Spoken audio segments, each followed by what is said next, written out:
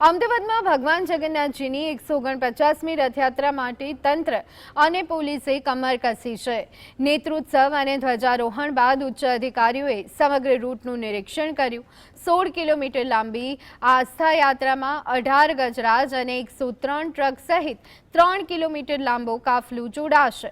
યાત્રા 16 જુલાઈએ સવારે 7 વાગે પ્રસ્થાન કરશે, જેમાં કેન્દ્રીય ગૃહમંત્રી અમિત શાહ મંગળા આરતી અને મુખ્યમંત્રી ભૂપેન્દ્ર પટેલ પહિંદ વિધિ કરશે। સુરક્ષા માટે 30,000થી વધુ પોલીસ જવાનો, 15 SRPF અને 9 મિલિટરી ફોર્સની કંપનીઓ તૈનાત રહેશે। આ વર્ષે AI કેમેરા, ડ્રોન અને 1000 બોડી વોર્ન કેમેરાથી સજ્જ સ્માર્ટ પોલીસિંગ જોવા મળશે। અસામાજિક તત્વો પર કડક નજર રાખવા માટે ગજરાજોની સુરક્ષા માટે તમામ હાથીઓ પર ડેસિબલ મીટર લગાવાયા છે। પોલીસે અપીલ કરી છે કે ગજરાજ પસાર ન થાય ત્યાં સુધી ડીજે ન વગાડવું અને ભક્તોએ ભયજનક ઇમારતો પર ઊભા ન રહેવું।